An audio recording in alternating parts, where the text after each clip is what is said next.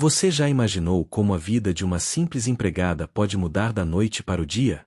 Ela trabalhava em silêncio, até que uma tragédia inesperada fez seu destino se cruzar com o do chefe de uma forma que ninguém podia imaginar. E antes de eu te contar essa história emocionante, me diz aqui nos comentários, de qual cidade você está assistindo esse vídeo. E aproveita para se inscrever no canal, porque aqui você sempre vai encontrar histórias que tocam o coração. E então, vamos começar. Maria acordava todos os dias às 5 da manhã, mesmo aos sábados.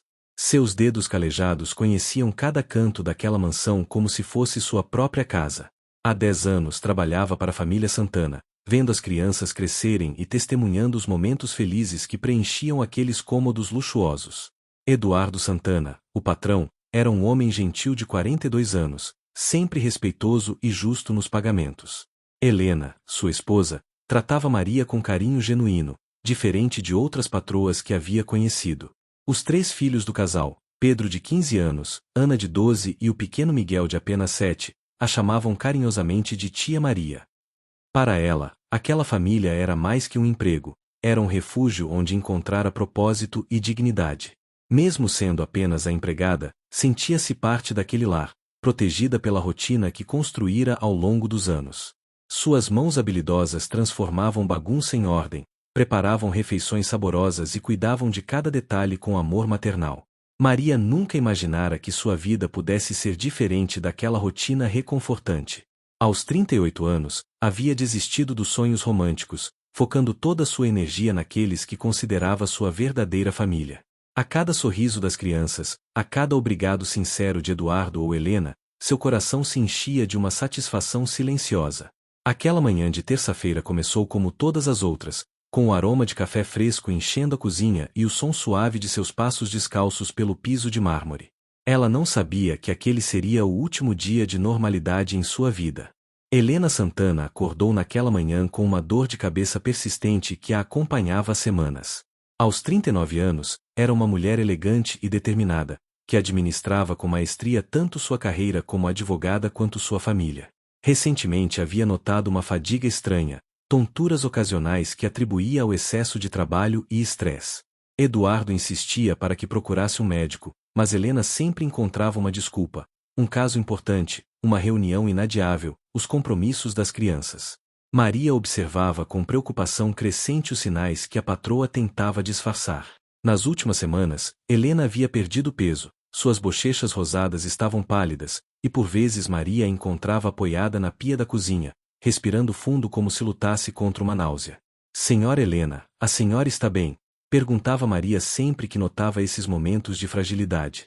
Estou apenas cansada, querida Maria. Nada que um bom descanso não resolva, respondia Helena com um sorriso forçado. Mas Maria conhecia aquela família tempo suficiente para perceber quando algo estava errado. Naquela manhã específica, Helena mal tocou no café da manhã que Maria preparara com tanto carinho. Seus olhos estavam vidrados, como se estivesse em outro lugar, e suas mãos tremiam ligeiramente ao segurar a xícara de porcelana. Eduardo saiu cedo para uma reunião de negócios, as crianças correram para a escola após os beijos matinais, e Helena partiu para o escritório com uma determinação que parecia forçada. Maria ficou sozinha na casa, sem saber que aquele seria o último dia normal na vida de todos eles. O telefone tocou às 2 horas da tarde com uma insistência que fez o coração de Maria disparar. Era Eduardo, e sua voz estava irreconhecível, tensa, quebrada, desesperada. Maria, preciso que você vá buscar as crianças na escola agora. Aconteceu algo com a Helena. Ela desmaiou no escritório e está no hospital. As palavras ecoaram na mente de Maria como um eco distante. Suas pernas tremeram, mas a urgência da situação a fez agir com rapidez mecânica. Pegou as chaves do carro que Eduardo sempre deixava à sua disposição para emergências e correu para as escolas. Primeiro buscou Miguel na escola primária, depois Ana no colégio, e por último Pedro no ensino médio. Cada criança reagiu de forma diferente à notícia, Miguel com lágrimas imediatas, Ana com negação veemente, e Pedro com um silêncio assustador que demonstrava uma maturidade precoce demais. No hospital, encontraram Eduardo caminhando de um lado para outro na sala de espera, os cabelos desarrumados, a gravata frouxa, os olhos vermelhos de cansaço e preocupação. Os médicos estão fazendo exames, Foi tudo que conseguiu dizer antes de abraçar os filhos com uma intensidade desesperada. Maria organizou as crianças, comprou lanches na lanchonete do hospital, tentou manter uma normalidade impossível enquanto todos aguardavam notícias. Horas se passaram como uma eternidade. O corredor do hospital se tornou temporariamente seu mundo, onde esperanças e medos se alternavam a cada médico que passava. As crianças adormeceram nas cadeiras desconfortáveis, e Maria cobriu cada uma com seu casaco, sussurrando orações silenciosas para que tudo ficasse bem. Dr. Maurício Santos aproximou-se do grupo às 9 horas da noite, seu rosto grave denunciando más notícias antes mesmo que abrisse a boca. Eduardo se levantou imediatamente, Maria acordou as crianças com delicadeza, e todos se reuniram ao redor do médico como se formassem um círculo de proteção mútua. Senhor Santana, receio ter que dar notícias muito difíceis. Sua esposa tem um tumor cerebral agressivo, em estágio avançado. Os sintomas que ela vinha sentindo, dores de cabeça, tonturas, fadiga, eram sinais que infelizmente ignoramos por muito tempo. As palavras caíram como pedras no silêncio absoluto que se formou. Pedro foi o primeiro a reagir, questionando sobre tratamentos, cirurgias, qualquer possibilidade de cura com a determinação de quem se recusa a aceitar o inaceitável. Ana começou a chorar silenciosamente, Miguel se agarrou à perna de Maria como se ela fosse sua âncora, e Eduardo simplesmente desabou na cadeira mais próxima. Doutor, quanto tempo? Foi a pergunta que Eduardo conseguiu fazer com a voz embargada. É difícil precisar, mas provavelmente alguns meses, talvez um ano se responder bem ao tratamento paliativo. Maria sentiu o mundo girar ao seu redor, mas sabia que precisava ser forte. Naquele momento, sua função transcendeu qualquer descrição de trabalho. Ela se tornou o pilar emocional de uma família em desintegração. Segurou a mão de Eduardo, abraçou as crianças, e murmurou palavras de esperança que ela mesma duvidava. A partir daquele momento, sua vida deixou de ser sobre limpar a casa para se tornar sobre cuidar de corações partidos. Ela não sabia, mas esse seria apenas o começo de uma transformação que mudaria para sempre o destino de todos. Os meses que se seguiram transformaram a mansão do Santana em algo completamente diferente. Helena voltou do hospital determinada a lutar, mas seu corpo traía sua força de vontade dia após dia. Maria reorganizou completamente sua rotina. Agora acordava às 4 da manhã para preparar medicamentos, acompanhar Helena nas sessões de quimioterapia e radioterapia, e ainda manter a casa funcionando normalmente para que as crianças tivessem alguma estabilidade. Eduardo tentava conciliar o trabalho com o cuidado da esposa, mas era visível como estava se desmoronando por dentro. Suas roupas sempre impecáveis agora pareciam amarrotadas, ele esquecia compromissos importantes, e por vezes Maria o encontrava parado no escritório, olhando para o vazio com expressão perdida. As crianças reagiam cada uma à sua maneira. Pedro assumiu responsabilidades de adulto, cuidando dos irmãos menores. Ana se tornou rebelde e agressiva, brigando na escola como forma de extravasar sua raiva. Miguel desenvolveu pesadelos constantes e se recusava a sair do lado de Maria. A própria Helena lutava para manter sua dignidade e força diante dos filhos, mas nas madrugadas, quando a dor se tornava insuportável, ela chorava baixinho no quarto enquanto Eduardo a abraçava em silêncio. Maria se tornou testemunha silenciosa dessas cenas íntimas de dor, sempre discreta, sempre presente quando precisavam, sempre cuidando dos detalhes que ninguém mais tinha força para gerenciar. Ela organizava consultas médicas, administrava medicamentos, preparava refeições especiais para Helena, que cada vez comia menos, e mantinha a rotina doméstica funcionando como se fosse possível preservar alguma normalidade naquele caos emocional. Gradualmente, sem perceber, Maria se tornou indispensável não apenas como funcionária, mas como o coração pulsante que mantinha aquela família unida diante da tragédia iminente. Helena piorou rapidamente no 5º mês após o diagnóstico. Seus cabelos haviam caído completamente, seu corpo outrora elegante estava esquelético, e seus olhos, embora ainda brilhassem com amor pelos filhos, demonstravam um cansaço profundo. Maria preparava vitaminas líquidas que Helena mal conseguia engolir, ajudava-a no banho com a delicadeza de uma filha cuidando da mãe, e à noite ficava de vigília quando a dor impedia Helena de dormir. Uma tarde de quinta-feira, Helena pediu para ficar sozinha com Maria na sala. Sentaram-se no sofá onde tantas vezes conversaram sobre amenidades domésticas, mas agora o peso da conversa era completamente diferente. Maria, preciso falar com você sobre algo muito importante, começou Helena com voz fraca mas determinada. Eu sei que não tenho muito tempo, e preciso ter certeza de que minha família estará bem quando eu partir. Maria tentou interromper com palavras de esperança, mas Helena ergueu a mão pedindo silêncio. Por favor, me deixe falar. Você conhece meu marido e meus filhos melhor que qualquer pessoa. Você os ama como eu os amo, e eles confiam em você completamente. Helena parou para tomar fôlego, seus olhos se enchendo de lágrimas. Eu sei que Eduardo vai ficar perdido quando eu partir. Ele é um bom homem, mas nunca soube cuidar de si mesmo ou das crianças sem ajuda. E eu sei também que você é muito mais que uma empregada para nós, você é família. Maria sentia lágrimas escorrendo pelo rosto, incapaz de encontrar palavras adequadas para aquele momento. Helena continuou: quero que você prometa que cuidará deles quando eu não estiver aqui. Não como funcionária, mas como alguém que realmente os ama. Naquele momento, sem saber, Helena estava plantando a semente de uma transformação que mudaria completamente o futuro de todos eles. A conversa com Helena deixou Maria em um estado de reflexão profunda que se estendeu por semanas.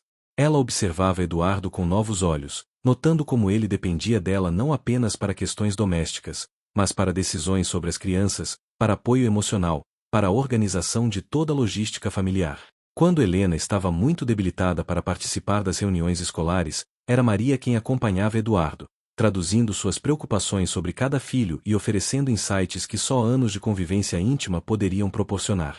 Ela conhecia o temperamento de Pedro melhor que ninguém, sabia exatamente como lidar com as explosões emocionais de Ana, e tinha desenvolvido uma conexão especial com Miguel que ia além de qualquer relação profissional. Eduardo começou a buscar Maria para conversas que transcendiam questões práticas. Sentavam-se na cozinha após as crianças dormirem, ela preparava chá, e ele desabafava seus medos sobre o futuro, sua culpa por não ter insistido mais para Helena procurar ajuda médica antes, sua preocupação com como seria criar 3 filhos sozinho. Maria ouvia com paciência infinita, oferecia conselhos práticos quando solicitada, mas principalmente oferecia sua presença constante e reconfortante. Ela percebia que Eduardo a olhava de forma diferente, não mais como funcionária, mas como confidente, como parceira na difícil jornada que estavam percorrendo juntos.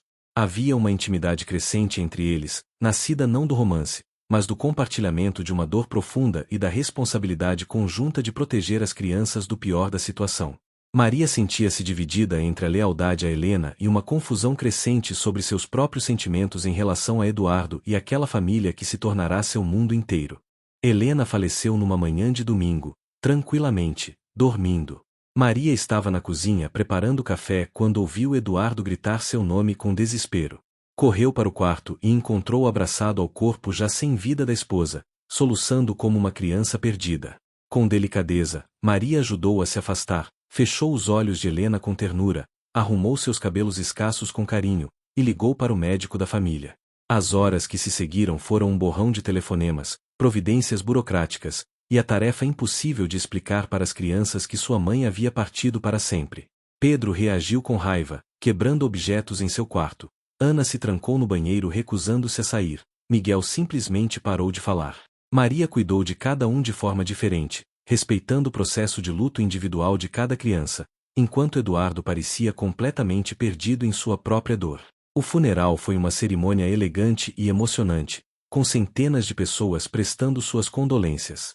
Maria ficou discreta no fundo da igreja, mas Eduardo localizou com os olhos diversas vezes, como se precisasse confirmar que ela estava ali. Após o sepultamento, quando os convidados se dispersaram e as crianças finalmente adormeceram exaustas, Eduardo e Maria se encontraram sozinhos na sala de jantar, cercados pelos arranjos de flores que perfumavam a casa com aroma de despedida. Eu não sei como seguir em frente, confessou Eduardo, sua voz rouca de tanto chorar. Não sei como ser pai e mãe ao mesmo tempo, como tomar todas as decisões sozinho, como preencher o vazio que ela deixou. Maria aproximou-se e, pela primeira vez em 10 anos de trabalho, tocou o braço de Eduardo num gesto de consolo íntimo. Naquele momento, algo mudou irrevogavelmente entre eles, uma fronteira invisível foi atravessada, e nenhum dos dois seria mais o mesmo. Os meses seguintes à morte de Helena foram os mais difíceis na vida de todos eles. Eduardo entrou em uma depressão profunda, perdeu contratos importantes por falta de concentração, e por vezes passava dias inteiros em casa, simplesmente sentado no escritório olhando fotografias antigas.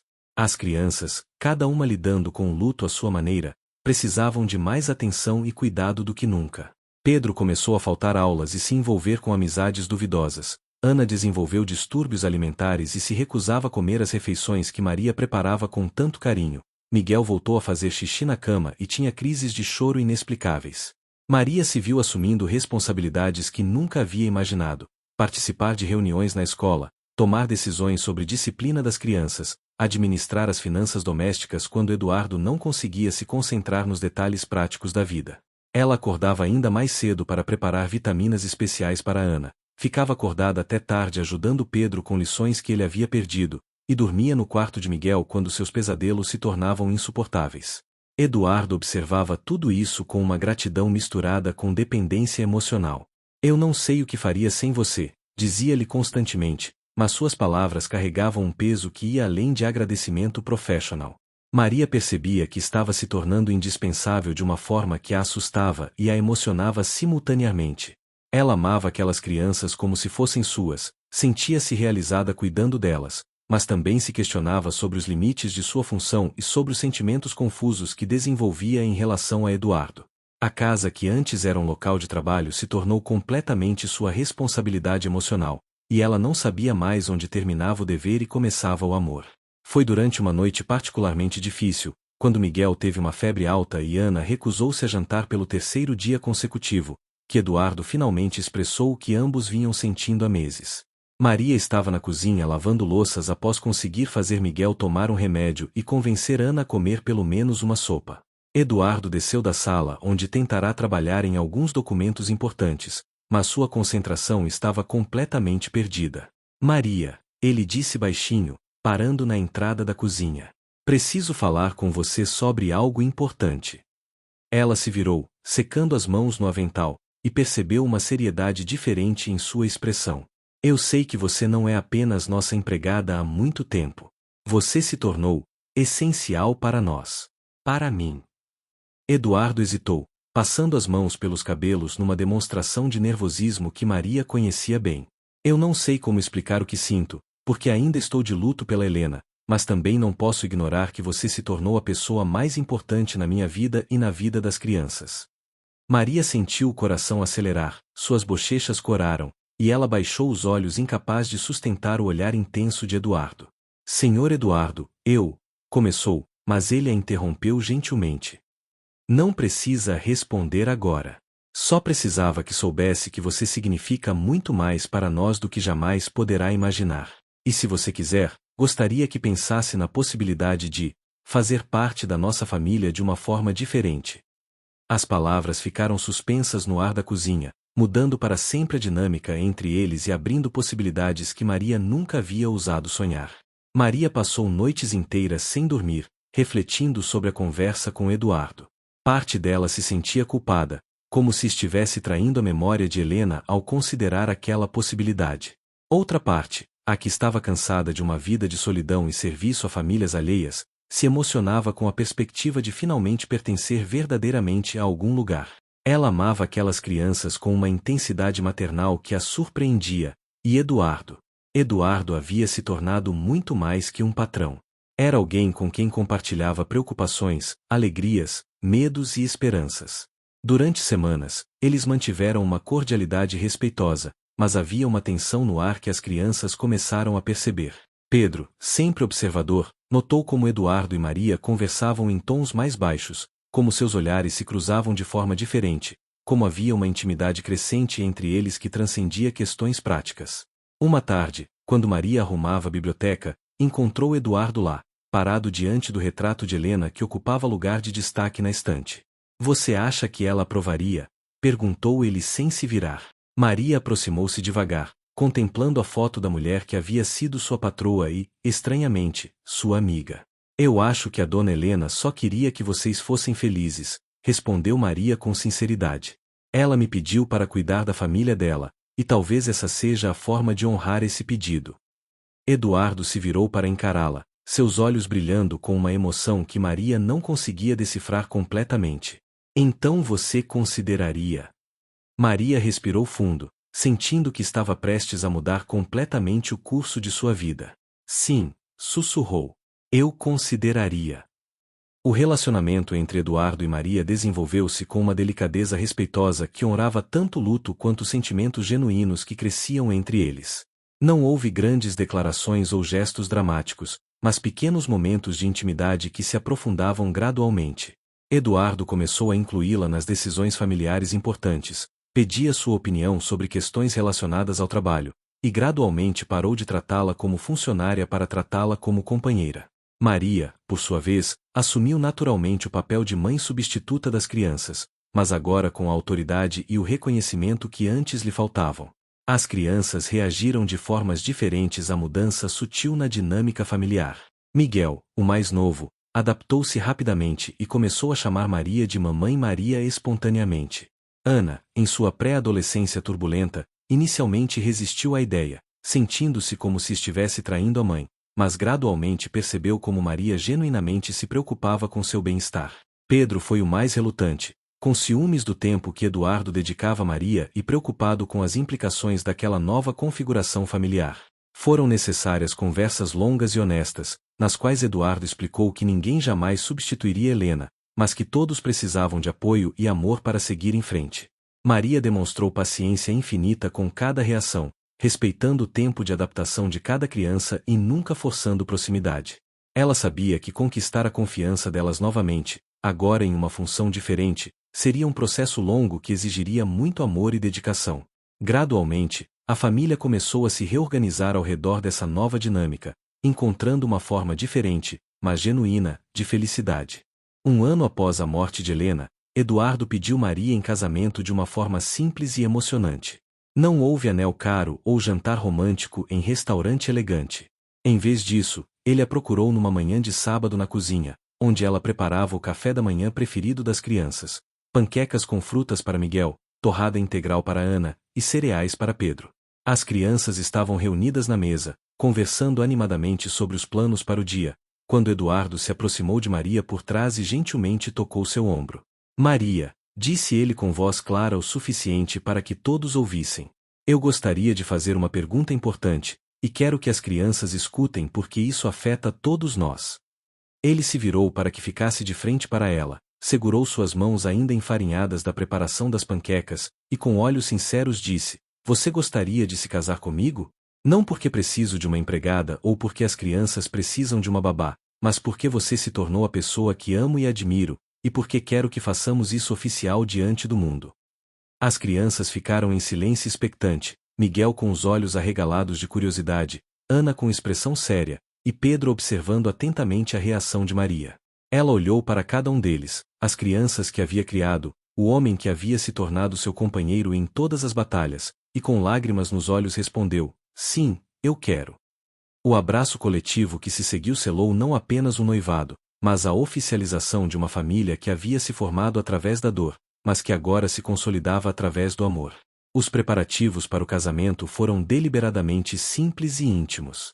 Maria e Eduardo decidiram que a cerimônia deveria refletir a natureza genuína de seu relacionamento, sem ostentação, mas com muito significado. Escolheram se casar na mesma igreja onde Helena havia sido velada, numa decisão que inicialmente causou polêmica entre alguns familiares, mas que para eles representava continuidade e honra à memória de quem os havia unido indiretamente.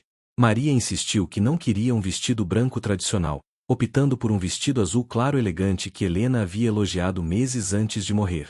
Eduardo usou o mesmo terno do casamento com Helena, mas com uma gravata nova que Maria havia escolhido. As crianças participaram ativamente da cerimônia, Pedro como padrinho, Ana como dama de honra, e Miguel como portador das alianças.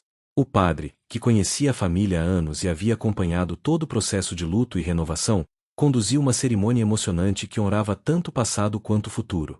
Durante os votos, Eduardo agradeceu a Maria por ter salvado sua família quando ele não conseguia fazer isso sozinho, e prometeu honrá-la não apenas como esposa, mas como a mulher extraordinária que havia transformado funcionária em mãe, cuidadora em companheira, empregada em rainha de seu coração.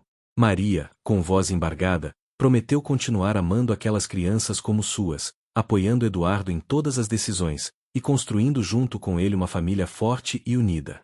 Quando se beijaram ao final da cerimônia, as lágrimas nos olhos de todos os presentes confirmavam que aquele não era apenas um casamento de conveniência, mas a celebração de um amor genuíno nascido das circunstâncias mais improváveis.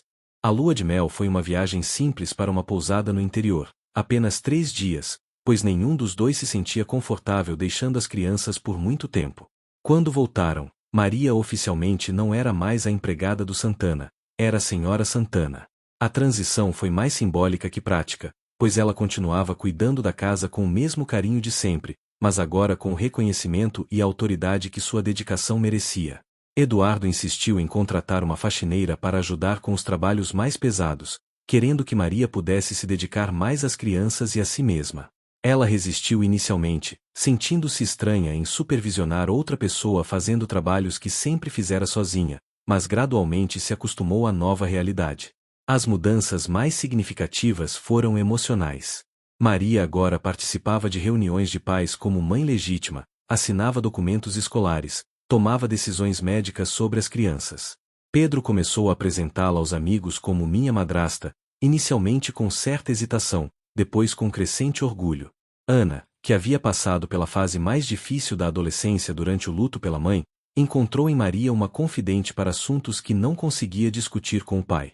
Miguel simplesmente irradiava felicidade por ter uma figura materna oficial novamente. Eduardo se tornou um marido atencioso e carinhoso, tratando Maria com uma mistura de gratidão, respeito e amor genuíno que a fazia se sentir valorizada de uma forma que nunca experimentara antes. A casa que antes era seu local de trabalho se tornou verdadeiramente seu lar, e pela primeira vez na vida, Maria sentia que realmente pertencia a algum lugar. 2 anos após o casamento, a família Santana havia encontrado um equilíbrio harmonioso que surpreendia a todos que os conheciam. Maria havia se adaptado completamente ao seu novo papel, mas nunca esquecera suas origens humildes, o que a mantinha conectada com valores importantes como simplicidade, trabalho duro e gratidão. Ela influenciou positivamente Eduardo, que se tornou menos workaholic e mais presente na vida dos filhos. As crianças floresceram sob os cuidados combinados de um pai mais atento e uma mãe substituta dedicada. Pedro, agora com 17 anos, havia superado a fase rebelde e se tornado um jovem responsável que ajudava Maria com os irmãos menores e demonstrava crescente respeito por sua trajetória. Ana, aos 14 anos, havia desenvolvido uma relação especial com Maria, confiando nela segredos sobre primeiros namorados e inseguranças adolescentes. Miguel, aos 9 anos, simplesmente amava Maria incondicionalmente e não se lembrava mais de como era a vida antes dela ser oficialmente parte da família. A comunidade local inicialmente havia comentado sobre o casamento com curiosidade e alguns preconceitos, mas gradualmente reconheceu a genuinidade do relacionamento e o impacto positivo que Maria havia tido na família. Eduardo tornou-se mais respeitado nos negócios, pois sua estabilidade emocional se refletiu em melhor desempenho profissional. Maria começou a se envolver em trabalhos voluntários na igreja, ajudando outras famílias em situações difíceis, sempre lembrando de suas próprias lutas e da importância de ter esperança. Ela nunca esquecia de visitar o túmulo de Helena nos aniversários importantes, levando flores e conversando silenciosamente com a mulher que, mesmo na morte, havia sido responsável por sua maior transformação. A verdadeira prova da solidez da nova família veio quando Ana, aos 15 anos, passou por uma crise típica de adolescência que testou todos os limites. Ela começou a questionar a autoridade de Maria com argumentos como "você não é minha mãe de verdade", provocações que doíam profundamente mas que Maria enfrentou com paciência e maturidade.